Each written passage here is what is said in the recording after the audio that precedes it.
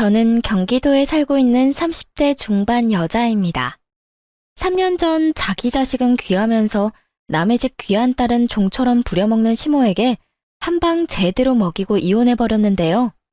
이혼을 해버리고 나니 이렇게 속 시원한 걸 그깟 이혼이 뭐라고 또 사랑이 뭐라고 그렇게 아닌 걸 참고 살았나 모르겠네요. 어쨌든 지금 이혼해서 더없이 만족스러운 삶을 살고 있으니 다 잘된 일이겠죠? 그러면 제 결혼 생활과 이혼에 관한 이야기를 시작해 보겠습니다. 저와 남편은 처음 소개팅으로 만나게 되었어요. 소개팅으로 만나 결혼까지 하게 된 그저 평범한 결혼이었어요. 그렇게 물 흐르듯 시간이 흘러갔고 저희는 어느새 결혼한 지 2년 차가 된 부부가 되었어요. 남편과 사이는 그럭저럭 괜찮은 편이었는데 단 한 가지, 저희 사이에 시누이만 끼었다 하면 다툼이 일어나곤 했어요. 처음부터 남편이 시누이 편만 들었던 건 아니었어요. 처음에 남편은 제 편만을 들어주며 시누에게 내 마누라 괴롭히지 마. 닭살이 돋는 말도 많이 하곤 했는데 시누이가 꽤 사는 집에 시집을 가며 변하기 시작하더라고요. 그 이유는 시누이가 알게 모르게 남편의 일에 도움을 주기 때문이었는데 시누이는 자기 남편을 살살 구슬려 남편의 일에 대해 조언도 하게 해주고 이런저런 도움을 주었다고 하더라고요. 그 덕에 남편은 언젠가부터 이런 말을 달고 살더라고요. 나 매형이 조언해준 덕분에 이번 사업 따는 거 알고 있지? 알고 보니 우리 거래처 사장도 매형이랑 아는 사이라고 하는 것 같더라. 누나한테 조금만 더 잘 보이면 내 인생 더 편해질 것도 같은데. 그러니까 당신도 누나한테 자꾸 뭐라고 하지 말고 잘 보여야 돼. 그런 도움을 받고 나니 남편은 다른 콩고물이라도 떨어질까 싶어 시누이에게 더 잘하기 시작했고 심지어는 눈치까지 살피더군요. 그러면서 자연스럽게 시누이와 제가 부딪히면 저를 홀대하기 시작했고요. 저 역시 시누이에게 무조건 막대한 건 아니었어요. 저 역시도 남편에게 도움을 주니 어떻게 해서든 잘 지내보려고 했었지만 시누이가 저에게 하는 짓거리는 정말이지 참을 수 없을 만큼 치졸하고 사람 약을 올리는 행동이었어요. 시누이가 처음 저를 화나게 했던 것은 제 물건을 말도 없이 망가뜨리거나 가져가는 행동이었어요. 신혼집에서 가까운 곳에 살던 시누이는 이런저런 이유를 대며 저희 집에 오곤 했는데 사실은 제 물건을 가지고 가려고 그렇게 자주 왔나 싶을 정도로 제 물건을 묻지도 따지지도 않고 마구잡이로 가져가곤 했어요. 큰 건 가방부터 시작해서 작은 건 액세서리용 귀걸이까지 가져갔는데 비싼 건 비싸니 말이라도 꺼낸다고 하지만 몇천 원짜리 액세서리는 말도 못하고 속에서 열불만 터지기 일쑤였어요. 그래도 그때는 남편이 제 편을 들어주곤 했습니다. 아직도 기억나는 사건이 있어요. 시누이는 그날도 저희 집에 방문했고 급하게 집으로 간다며 집을 나서려고 하더라고요. 딱 보아도 지나치게 큰 가방에 무언가를 잔뜩 넣고 말이죠. 그걸 발견한 남편은 가려는 시누이를 붙잡고 이렇게 말했어요. 누나, 뭘 또 가져가는 거야? 내가 뭘 가져간다고 그래. 생사람 좀 잡지 마. 제대로 좀 숨기거나 그런 말을 해. 누나 가방 지금 터질 것 같다고. 제발 그러지 좀 마라. 내가 집사람 보기 창피해 죽겠다고. 돈도 잘 버는 사람이 왜 그렇게 남 물건에 집착을 해? 왜 그렇게 남 물건을 가지고 가냐고. 내가 언제 해? 이건 그냥 예쁘길래 좀 빌려가는 거야. 한여름에 오리털 패딩 입을 일이 뭐 있다고 빌려간다는 말을 해? 그리고 빌려가는 것도 아니잖아. 빌려가는 건 주인한테 물어보고 가지고 가는 건데 누나 집사람한테 아무 말도 안 했잖아. 시누이가 가방 속에 숨긴 것은 다름 아닌 오리털 패딩이었어요. 그것도 더워서 절로 짜증이 나는 한여름에 말이죠. 시누이는 남편의 핀잔에 민망하면서도 화가 났는지 가방에 구겨 넣었던 패딩을 내팽겨 쳤어요. 치사하다 치사해. 더럽고 치사해서 안 가지고 간다고. 그래, 더럽고 치사하니까 앞으로도 좀 가지고 가지 마. 이렇게 제 편을 들어주던 남편이 참 든든했는데 어느새 남편은 제 편은커녕 형님 대변인 노릇만 하는 사람이 되었더군요. 그날도 형님이 다녀갔고 전 이런저런 집안일을 하느라 형님에게 잠시 시선을 뗀 사이 또 제 물건을 가지고 갔더라고요. 이번엔 립스틱이었는데 친구가 선물로 주며 립스틱에 각인까지 새겨줬던 터라 유난히 애정을 가지고 쓰던 것이었죠. 아, 진짜. 형님 또 가지고 갔어. 또 내 립스틱 가지고 갔다고. 그딴 립스틱 얼마나 한다고 이 난리야. 그리고 가지고 가고 싶어서 가지고 갔겠어? 누나가 어떤 집에 시집을 갔는데 그냥 색이 예뻐서 발라봤는데 어쩌다 보니 가방에 들어갔겠지. 속상했겠다. 누나가 왜 그랬지? 이 한마디가 그렇게 힘든 거였을까요? 전 그 한마디면 됐는데 남편은 끝내 제가 원하는 말은 해주지도 않고 말도 안 되는 이유를 붙여가며 신우이 대변을 하고 나서더군요. 립스틱에 발이 달린 것도 아니고 가만히 있는 신우이 가방에 그게 들어갈 리가 없다는 사실은 남편도 뻔히 알 텐데 저딴 말이나 하고 있으니 화는 더 올라오고 있었어요. 그걸 가지고 갔다고 하지 다르게 할 말 있다고 생각해? 그러지 말고 당신이 뭐라고 좀 해. 당신 말대로 형님은 부잣집에 시집 갔는데 왜 내 물건을 이리도 가지고 가는 거냐고. 아우, 됐어. 사람 치사해 보이게 그런 이야기를 어떻게 해? 그냥 내가 사줄게. 그거 얼만데? 가격이 중요한 게 아니라 선물 받은 거란 말이야. 몇 번 바르지도 않았고. 비싼 거면 내가 직접 형님한테 말했겠지. 매번 말하기도 좀스럽게 꼭 이런 거만 가져가니까 더 미쳐버릴 것 같아. 그만해. 다음에 내가 만나서 잘 이야기할 테니까. 이야기할 생각도 없으면서 저딴 말을 한다는 건 더는 이야기하고 싶지 않다는 남편의 신호였고 저 역시 그런 남편과 실랑이를 벌이고 싶지 않았기에 남편을 한번 쏘아보고선 입을 다물었어요. 그나마 그 모든 것을 참고 살 수 있었던 건 부잣집에 시집간 시누이가 시집살이하며 저희 집에 오는 날이 현저하게 줄었다는 것이었어요. 가끔 와서 작은 물건 하나씩 가져가는 정도야 예전에 비하면 아무것도 아니었기에 저도 큰 소리 내지 않고 그저 하소연이나 하며 넘길 수 있었던 거죠. 그런데 더는 하소연이나 하며 넘길 수 없는 일이 일어나고야 말았어요. 그날은 시누이가 또 갑작스럽게 저희 집에 들이닥친 날이었는데요.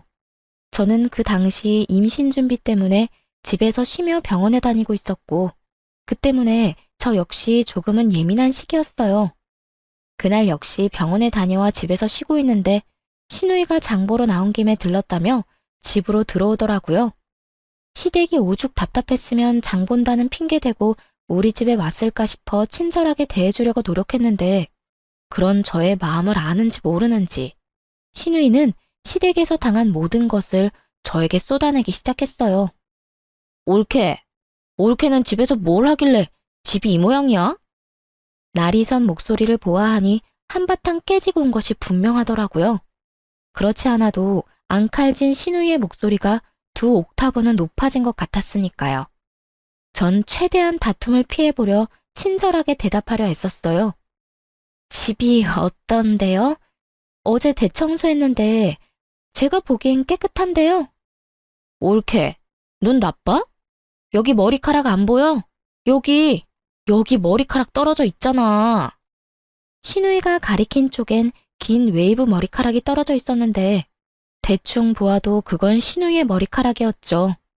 전 짧은 단발이었기에 저 길이의 머리카락이 떨어지려야 떨어질 수가 없었으니까요. 형님, 그건 형님 머리카락이잖아요.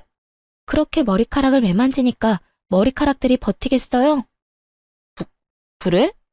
어찌되었든 거슬리니까 얼른 치워. 어? 이거 못 보던 건데 새로 샀어?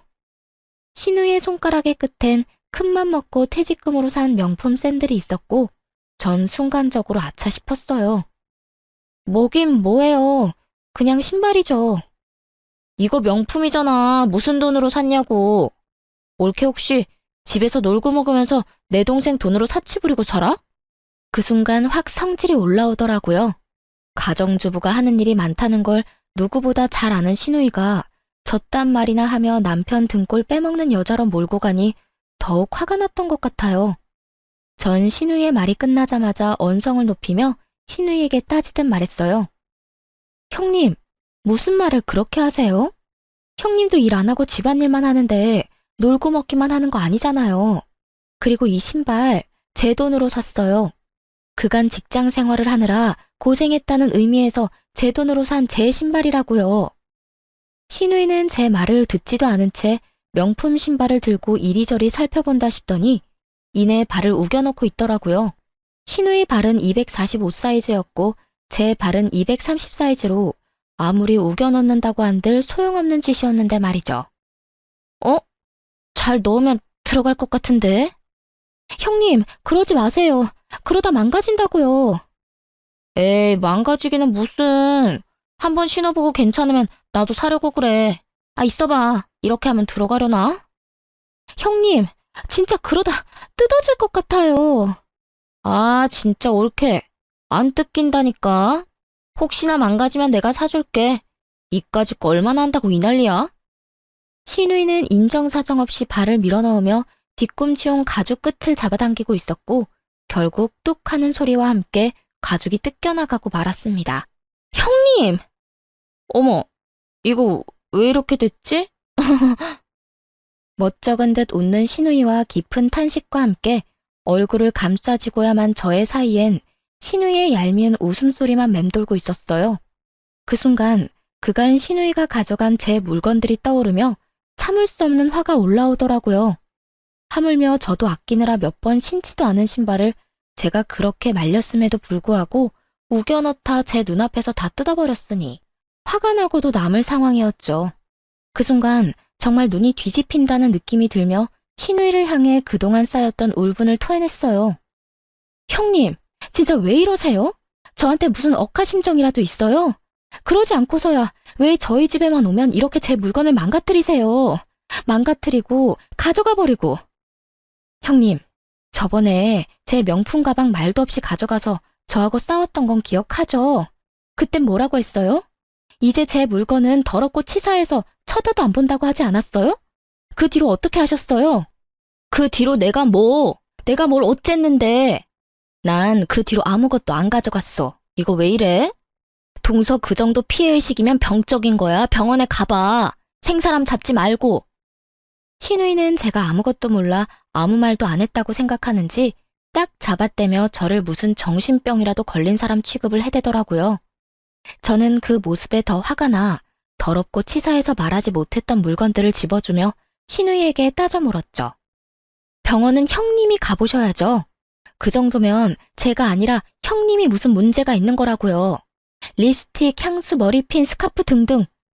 뭐라고 하기엔 치사한 것들만 골라서 하나씩 가져간 거 제가 몰라서 참고 있는 줄 아세요? 말 그대로 그런 걸로 입대기 더럽고 치사해서 안 한 거예요. 그런데 오늘은 이게 뭐예요? 제가 하지 말라고 분명 말했잖아요. 아니, 옳게. 진짜 말 너무 심하게 한다. 내가 무슨 도둑년이야? 내가 또 언제 내 동생 집에만 오면 동서 물건을 가지고 갔다고 그래. 그러면 아니에요? 올 때마다 꼭 하나씩은 가져가시잖아요. 아니거든. 몇 번 안 가지고 갈 때도 있었거든. 언제요? 있긴 있었죠. 저나 남편한테 딱 걸려서 안 가지고 간 게 아니라 못 가져간 적은 여러 번 있긴 하죠. 옳게. 진짜 그런 식으로 말할 거야? 알겠어. 내가 더럽고 치사해서 옳게 물건은 쳐다도 안 볼 거야. 진짜야. 이까짓 것들 얼마나 한다고 이 난리를 부리는지 모르겠네. 그냥 선물 줬다고 생각하면 서로 편하잖아. 선물도 제 마음에서 우러나야 줄 수 있는 거예요. 형님 같으면 형님한테 선물 주고 싶겠어요? 그리고 매번 이까짓 거 그러는데 다른 건 다 됐고 얼마 되지도 않는 이까짓 신발 가격 문자로 보낼 테니까 오늘 내로 입금해 주세요. 조금 전까지만 해도 당장 돈을 붙일 것처럼 굴던 신우이는 막상 제가 정말 돈을 요구하자 눈을 동그랗게 뜨고 저를 보며 이렇게 말하더라고요. 뭐? 지금 나한테 가족끼리 신발값을 받겠다는 거야? 네, 형님이 이까지 신발 망가지면 사준다고 하셨잖아요. 사주는 거 대신 돈으로 주세요. 형님이 짝퉁을 사줄지 중고를 사줄지 제가 어떻게 알고 신발로 받겠어요? 그러니까 돈으로 입금해 주시고 오늘은 이만 가주세요. 지금 당장 가달라고요. 저는 신우이를 밀어내며 닥달했고 신우이는 그런 제 행동이 어이가 없다는 듯 들고 있던 신발을 제 얼굴에 던져버리고 집을 나가버리더라고요.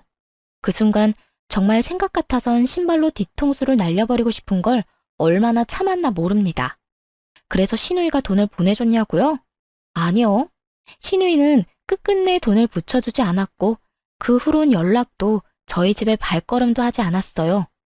고가의 신발값을 받지 못한 건 짜증도 나고 화도 나긴 했지만 빌어먹을 신우이를 안 보는 걸로 그 값을 대신한다고 생각하기로 했습니다. 그렇게 생각해야만 제 화를 다스릴 수 있을 것 같았거든요. 생각보다 신우이가 오지 않는다는 확신에서 주는 심적 안정과 평화로움은 더 달콤했습니다. 이런 컨디션이라면 그렇게 노력해도 안 되던 임신도 당장 될 것만 같은 기분마저 느껴졌어요. 그렇게 평화로운 시간이 지나고 있었는데 어느 날은 시모에게 시댁으로 오라는 연락이 왔더라고요. 이유를 물어도 대답을 해주지 않는 것이 미심쩍긴 했지만 오라는데 가지 않을 수도 없는 노릇이라 무거운 발걸음으로 시댁으로 가게 되었죠. 시댁에 들어서는 순간 저는 경악을 금치 못했어요. 시댁 거실 한가득 절인 배추가 보였고 그 한가운데에 선 시모는 저를 보자마자 일을 시켜 먹으려 들었으니까요. 왔니? 얼른 앞치마하고 오거라. 오늘 김장 좀 해야 해. 네? 김장철도 아닌데 무슨 김장이에요. 아니, 이게 다 몇 포기예요? 얼마 안 되는데 50포기는 넘는데 100포기는 안 될 거야. 그래도 내가 너 힘들까봐 절인 배추를 산 거니까 고마운 줄 알아. 요즘에 이런 시어머니가 어디 있니? 네, 이런 시어머니가 또 없긴 하죠. 요즘 누가 김장철도 아닌 때에 식구도 없는 집에서 100포기씩 김장을 하나요? 심지어 저희 집 김치냉장고엔 김치가 가득한데 말이죠. 제가 알기론 시댁에도 남은 김치가 절반은 넘게 남았던 걸로 아는데 갑자기 김장이라고 하니 의아한 기분이 들었어요. 그런데 어머님, 갑자기 웬 김장이에요? 어머님네 김치도 아직 많이 남았잖아요. 어머님도 그렇고 남편도 그렇고. 김치 별로 안 먹어서 먹을 사람도 없는데 이만큼이나 해서 어쩌시려고 이렇게나 많이 하세요? 우리 먹을 거 아니다. 네 형님 줄 거야. 그 망할 옆에 내가 글쎄 내 딸한테 혼자 김장을 해라고 했다지 뭐니. 김장철도 아닌데 김치는 무슨 김치야. 그 옆에 내가 남의 집 귀한 딸을 부려먹어도 적당히 부려먹을 생각을 해야지. 아니, 내 딸이 뭘 잘못했다고 그렇게 괴롭히는지 모르겠다니까. 고이한 노인네가. 정말 헛웃음이 나오지 않나요? 저도 친정에선 오빠 3명의 딸 하나로 어렵게 얻은 귀한 고명딸인데 시모가 이런 사실을 잊고 있는 듯 하더라고요. 그러니 남의 집 귀한 딸인 저한테 심지어는 저희가 먹지도 않을 김장을 시키며 사돈을 저리 욕하는 걸 보아하니까요. 그래서 저 역시 귀한 고명딸임을 알려주기로 했어요. 그러게요. 사돈 어르신 너무했네요. 김장철도 아닌데. 남의 집 귀한 딸한테 김장 100포기가 무슨 짓이래요? 그렇죠, 어머님? 내 말이 그 말이야. 오랜만에 네가 대화가 통하는구나. 이게 말이 되는 일이야? 하여튼 그 옆에 내 상식도 없고 아주 심보가 고약하다니까. 아유, 일단 얼른 서두르자. 좀 있으면 네 형님 올 거야. 그 전에 우리가 대충 마무리해야 걔는 편히 쉬다가 가지. 그런데 어머님, 저도 저희 집 귀한 딸이에요. 남자만 득실한 집에서 빌고 또 빌어 낳은 귀한 고명딸이라고요. 그런데 그 귀한 고명딸을 어머님께서 김장을 시키시네요? 그것도 형님네 김장을요. 어머님 생각엔 제가 이걸 해야 한다고 생각하세요? 제 말을 들은 시모는 당황하기는커녕 누구보다 태연한 목소리로 이렇게 말하더군요. 넌 내 며느리잖니? 당연히 해야지. 네 시누이랑 너랑 같니? 그 순간 아 하고 깨달음을 얻었어요. 더는 이렇게 살면 안 되겠다는 깨달음이었죠. 시모도 처음부턴 이러지 않았습니다. 물론 조금은 시집살이는 있었지만 남들 다 겪고 사는 선을 지키는 적당한 시집살이였어요.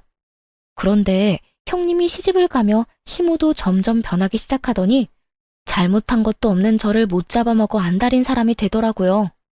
시집살이를 당하는 시누이를 보며 자신이 너무 착하게 저를 대했다고 생각했는지 신우이가 당하고 오는 날엔 신우이가 당한 그대로 저에게 해버리는 경우가 종종 있었어요. 그간에는 어떻게 해서든 참아보려고 했는데 더는 참을 수가 없는 지경이었죠.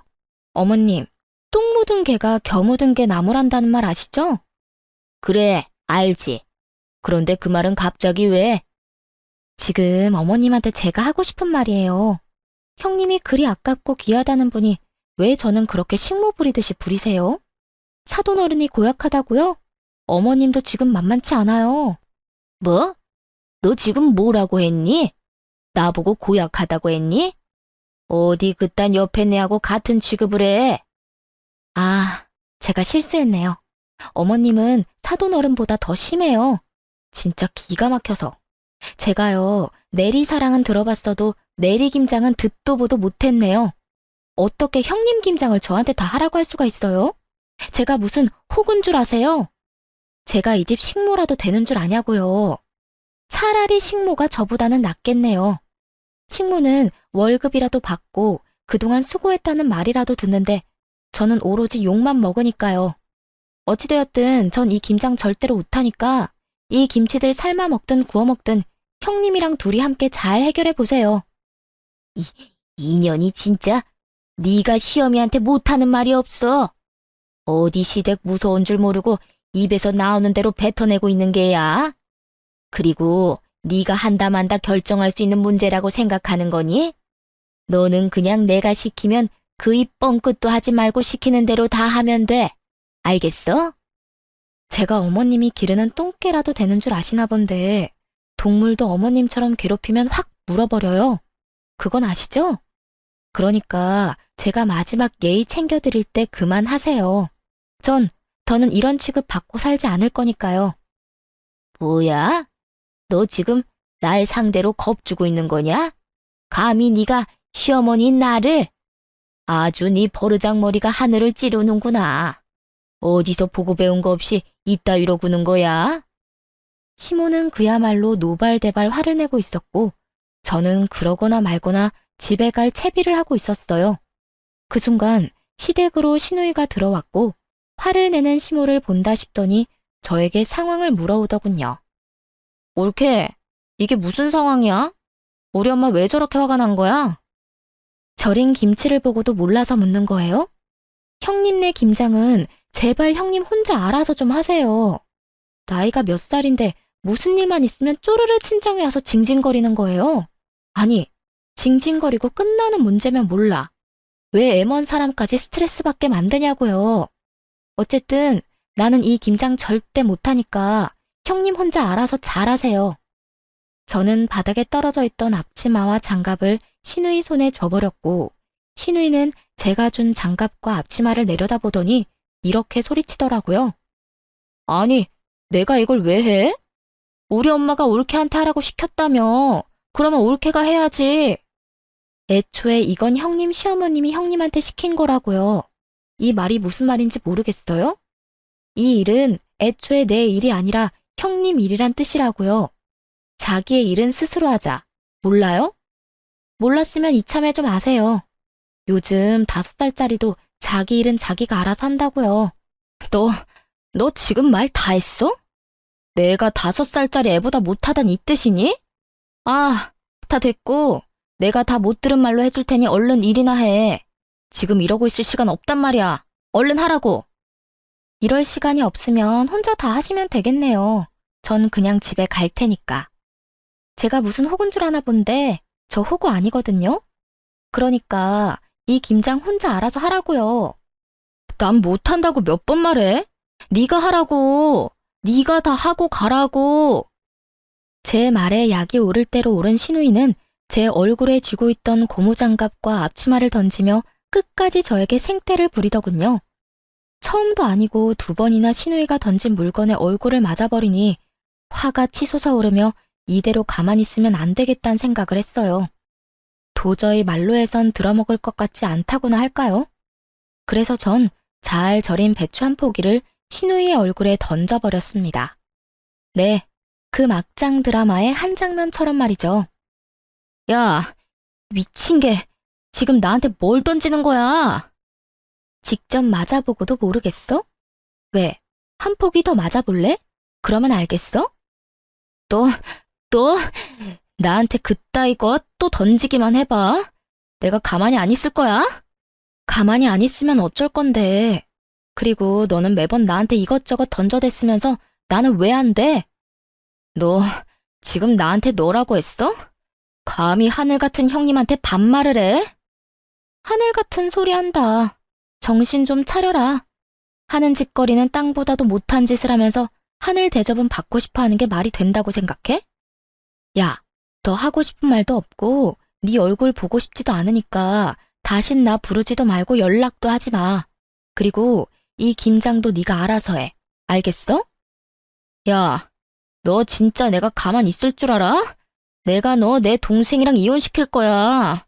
어떻게 해서든 내 동생이랑 이혼시키고 말 거라고. 그때 가서 후회하지 마. 그때 가서 울고불고 매달려도 소용없다 이거야. 저는 끝까지 정신을 못 차리는 신우이에게 한마디 해주고 시댁을 나와버렸습니다. 나라고 가만히 있을 줄 알아? 너 한 번만 더 이딴 짓 시키면 내가 네 시댁에 찾아가서 그 잘난 사돈어른한테 네가 어떤 인간인지 다 말해줄 거야. 알겠어? 그때 가서 너나 후회하지 마. 나는 네가 내 앞에서 무릎 꿇고 울고불고 빌어도 눈도 하나 깜짝 안 할 거니까. 전 그대로 뒤를 돌아 집으로 돌아왔고 샤워를 한 후 소파에 앉아 화를 식히고 있었어요. 찬물로 샤워를 했는데도 얼마나 화가 났는지 열기가 식지 않더라고요.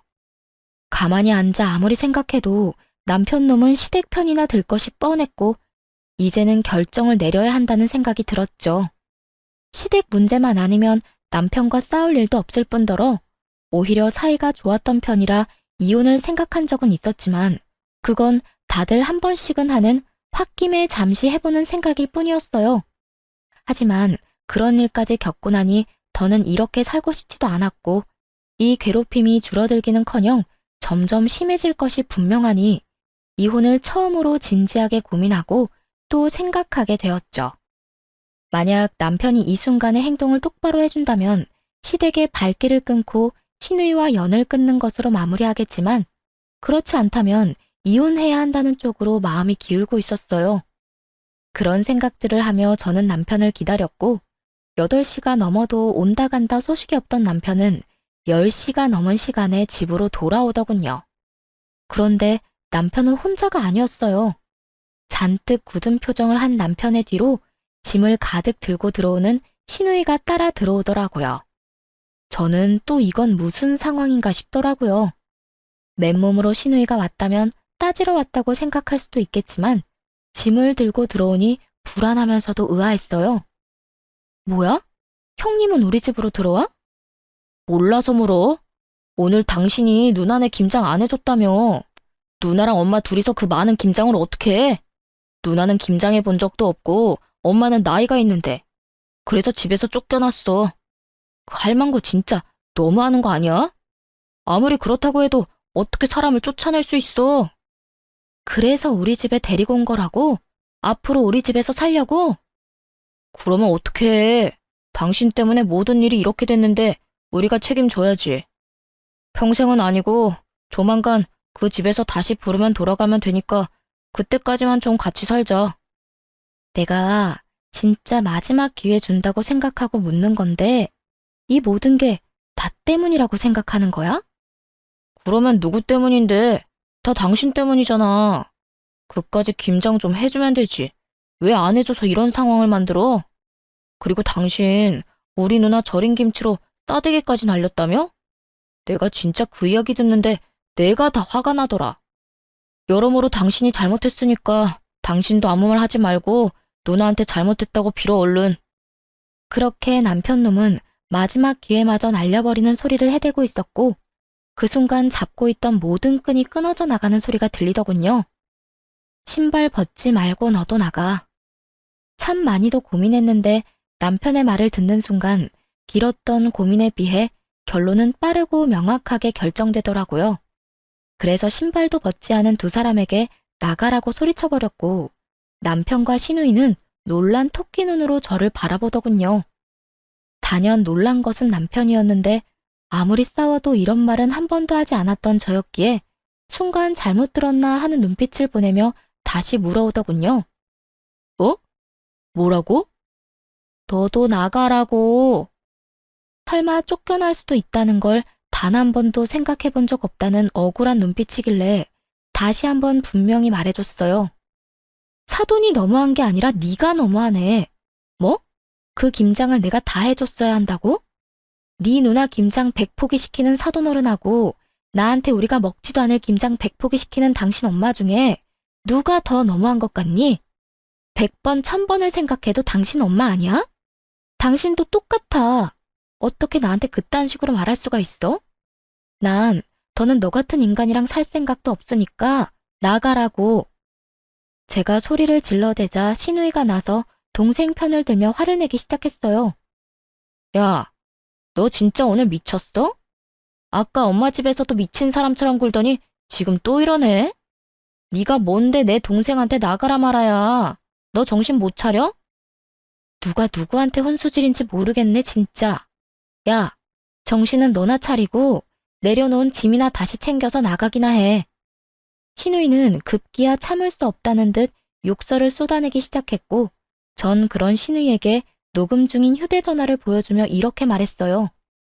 이거 다 녹음 중이거든? 그러니까 내 신발값은 너한테 받을 위자료로 대신할게. 무슨 뜻인지 알지? 내가 너한테도 소장 보낼 거란 이 말이야. 그러니까 그 잘난 시댁 도움을 받든 그 애틋한 친정 도움을 받든 해서 준비 단단히 해두는 게 좋을 거야.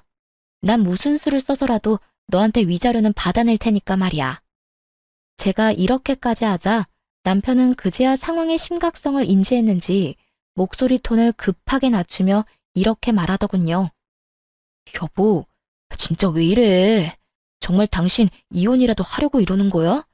그래서 나보고 정말 이 집에서 나가라고? 그까짓 김장이 뭐라고 이렇게까지 하는 거야? 일단 흥분을 좀 가라앉히고 나랑 천천히 이야기 좀 해, 어? 그까짓 김장이 뭐라고 상황을 이렇게 만든 사람은 내가 아니라 당신 식구들이거든? 오늘 이 상황까지 오는 동안 내가 뭘 잘못했길래 왜 다들 날 못 잡아먹어서 안달이야? 그래, 당신 화난 거 다 알겠고 다 이해하니까 일단 나랑 차분하게 이야기부터 하자. 이혼은 아니지. 이런 걸로 무슨 이혼을 해. 이제서야 이해를 한다고? 그 이해 참 빠르기도 하네. 그런데 어쩌냐? 난 참을 만큼 참았고 더는 참을 노력도 인내도 남아있지 않으니까 그냥 이혼해. 이런 일로 이혼이 될지 안 될지는 법원에서 가려줄 테니까 그냥 이혼하자고. 그리고 이 집에서 당장 나가. 저는 남편과 신우이를 밀어냈고 신우이는 끝까지 못 나간다며 되려 저에게 나가라며 고함을 고래고래 질러대더군요. 야, 밀지 마. 밀지 말라고. 그리고 나가려면 네가 나가야지 왜 우리가 나가? 여기 내 동생 집이거든? 난 절대 못 나가니까 네가 나가.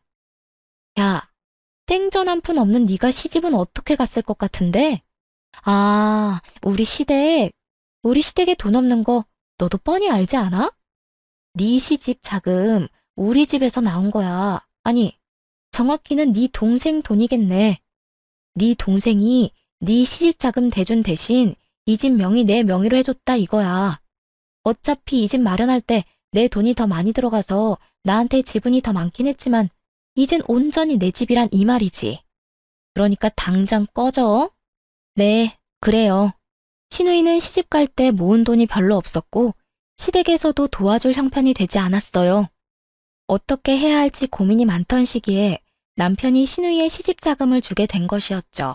거기엔 제 돈도 적잖게 들어가 있던 터라 신우이에게 자금을 주는 대신 집 명의를 제 앞으로 돌려주었던 것이었어요.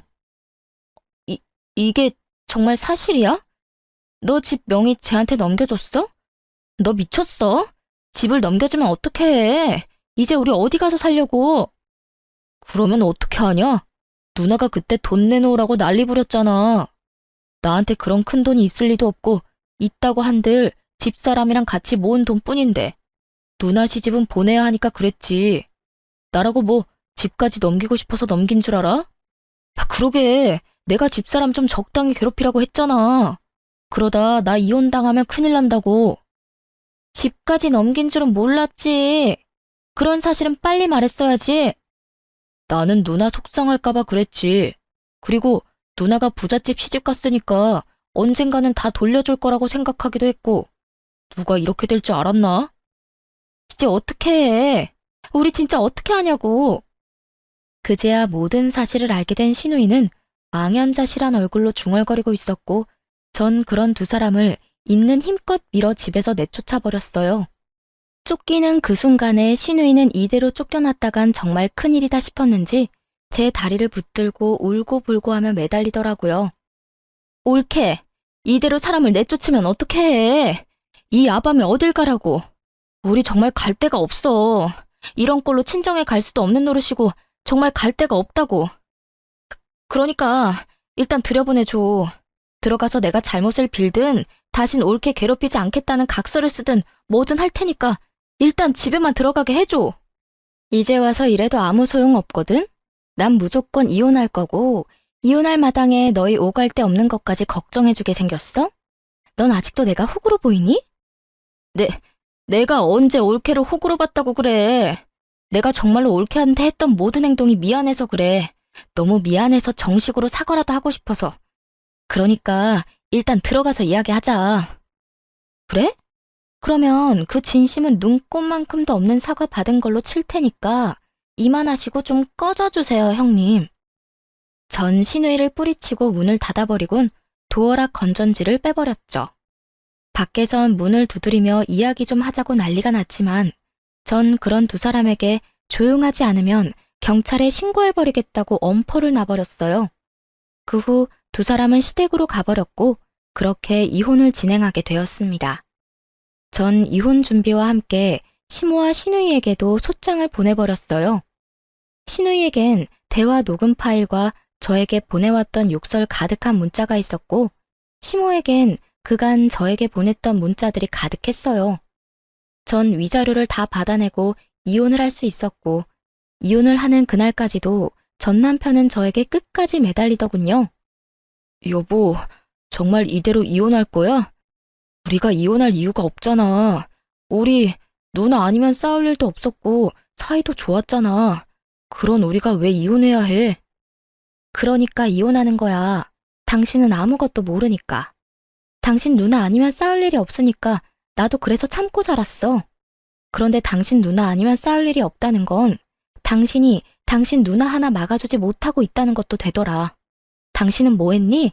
내가 당신 누나한테 당하고 괴롭힘 당할 때 당신은 뭐 했냐고. 처음 우리 신혼 때 내 편 들어준 거? 그래봤자 몇 개월이나 된다고. 그 뒤로 당신 그냥 방관자일 뿐이었어. 난 혼자 다 참았고 결국 나 혼자 다 해결하고 당신하고 이혼하는 거라고. 그러니까 더는 이러지 마. 여보, 내가 다 잘못했어. 그러니까 다시 한 번만 생각해주면 안 될까? 내가 진짜 잘할게. 내가 이제 당신 지켜줄게. 웃기지 마. 내가 당신을 몰라? 지금은 잘못했다고 빌겠지. 그러다 내 화 풀리면 당신은 당신 누나 우리 집으로 데리고 오고도 남을 사람이야. 지금도 당신 오갈 데 없이 부모님 집에 다시 들어가게 생기니까 나한테 이렇게 매달리는 걸 모를 줄 알아? 그것뿐이야? 당신 전 재산 누나한테 다 줘버렸는데 그거마저도 다 물거품 되게 생겼으니까 나한테 이러는 거 아니야. 나 바보 아니야. 나 더는 참고 살진 않을 거라고. 그런 거 아니야. 나 절대로 우리 누나 집으로 데려오지 않을 거고 당신이 시키는 건 뭐든지 할 거야. 당신이 싫다는 건 절대로 안 하고 말이야. 그러니까 다시 한 번만 나한테 기회를 줘. 이렇게 헤어지는 건 정말 아니잖아. 전 남편은 끝까지 그런 게 아니라며 매달렸지만 전 그런 전 남편을 뿌리치고 돌아왔습니다. 그 후 위자료 문제 때문에 전 남편과 연락할 일이 있어 차단을 하고 있지 않았는데 전 남편에게 전화가 오더군요. 술에 잔뜩 취한 목소리였는데 결국 전 시누이가 이혼까지 하게 됐다며 저에게 따져묻기 시작했어요. 야, 너 때문에 우리 누나 결국 이혼했다. 네가 그 빌어먹을 김장 안 해줘서 이혼했다고. 김장 안 했다고 당할 이혼이면 차라리 잘한 이혼이라고 생각하고 살라 그래. 고작 김장 때문에 이혼당했겠어? 네 누나가 그 집에 속인 게 한두 가지가 아닐 텐데. 그래, 너 잘났다. 네 말대로 우리 누나 대학은 졸업도 못한 데다 나이트나 다니다 결혼한 거 다 들켜서 결혼했다. 그런데 그거 다 들킨 것도 너 때문이야. 네가 누나 시댁으로 소장 보내는 바람에 이사달이 난 거잖아. 전신우이는 그 잘난 집에 시집을 갈 때 대학 졸업은 물론이고 회사 생활을 하며 신부 수업을 열심히 받고 있다고 속였는데 실상은 그렇지 않았죠. 졸업은커녕 꼴랑 한 학기만 겨우 다니고 말도 없이 휴학을 해버렸고 그 후론 나이트란 나이트는 다 휩쓸고 다니며 나이트에서 신부 수업을 하다 시집을 간 것이었어요. 한동안은 잘 숨기고 살았는데 제가 이혼을 하며 소장을 보내버렸고 그 소장을 본 시댁에서 무언가 석연치 않다고 생각했는지 뒤늦게 전 신우의 뒷조사를 하게 된 것이었습니다. 그제야 안 사실인데 전 신우이는 결혼을 하고도 정신을 못 차렸는지 친정 핑계를 대며 나이트도 들락날락거렸다고 하더군요. 그러니 이혼은 당연한 결과였고 위자료까지 뱉어내고 이혼을 했다 하더군요. 전 남편은 전 신우이가 한 짓은 생각도 하지 않고 무조건 제 탓을 하며 여전히 고함을 질러대더군요. 잘못했다며 애절하게 매달리던 사람 어디 갔나 싶었어요. 야, 이게 네 본 모습이야. 알겠니? 무슨 일만 생기면 네 가족 허물은 덮어놓고 무조건 내 탓만 하는 이게 네 본 모습이라고. 그래, 이게 내 본 모습이다. 네가 어쩔 건데 어쩔 거냐고. 그리고 너, 우리 누나 어떻게 할 거야? 우리 누나 어떻게 책임질 거냐고. 우리 누나 다시 매형이랑 붙여줄 거 아니면 우리 누나 위자료라도 내놔. 돈이라도 내놓으라고. 너 진짜 제정신 아니구나. 내가 왜 돈을 줘야 하는데. 네 누나가 내 물건 훔쳐간 것만 생각하면 위자료 말고 주머니 속 10원짜리 하나까지 다 쓸어오고 싶은 심정이야, 내가. 그런데 나한테 돈을 내놓으라고? 나한테 헛소리 좀 하지 말고 술에 취했으면 잠이나 자고 정신이 아프면 병원이나 가. 요즘 정신병원 다니는 거 부끄러운 일도 아니니까. 야, 너 지금 나한테 정신병원 가라고 했냐? 너 지금 나 미친 사람 취급한 거냐고. 지금 꼴이 딱 미친 사람 꼴이잖아. 다 당신 생각해서 하는 말이니까 병원은 꼭 가봐. 상태가 심각해 보인다. 그리고 다신 나한테 연락하지 마. 끊을게. 전화를 끊어버린 저는 바로 전 남편을 차단해버렸고 위자료에 관련된 모든 사항은 변호사께 위임하며 잘 마무리하게 되었습니다. 그 후 들려오는 소식엔 전 남편과 이혼당한 전 신우이는 전 시댁으로 들어갔다 하더군요. 전 시모 속도 알만하더군요. 시집 장가 다 보내놨더니 위자료를 주느라 빚쟁이가 되어 다시 집으로 돌아왔으니까요.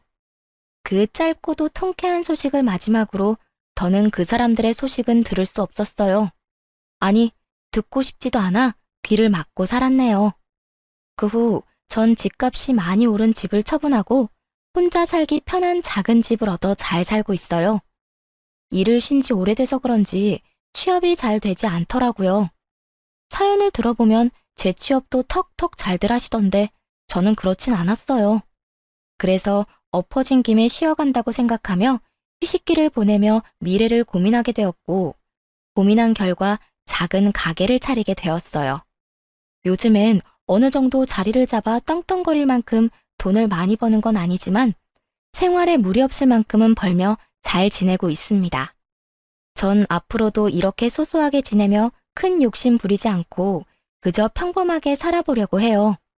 이렇게 살아가다 좋은 사람이 생기면 연애도 다시 하고 꿈이 생기면 그 꿈을 위해 또 노력하며 살아가려고요. 가끔 저에게 이혼한 걸 후회한 적이 없냐고 묻는 사람들이 간혹 있는데요. 저는 그럴 때마다 이렇게 대답합니다. 왜 진작 이혼하지 않았을까? 그 후회는 한다고요. 이거 하나만 빼면 우리 부부 사이엔 아무 문제가 없는데라는 말은 그 하나를 해결하지 않아 우리가 계속 싸우고 있음을 너무 늦게야 깨달은 것이었죠. 어쨌든 전 이혼을 하고 난 후 후회는 해본 적도 없고 지금 살아가는 이 삶에 만족하고 행복하답니다. 이로써 저의 사연도 끝이 났습니다. 지금까지 긴 사연 함께 해주셔서 감사합니다.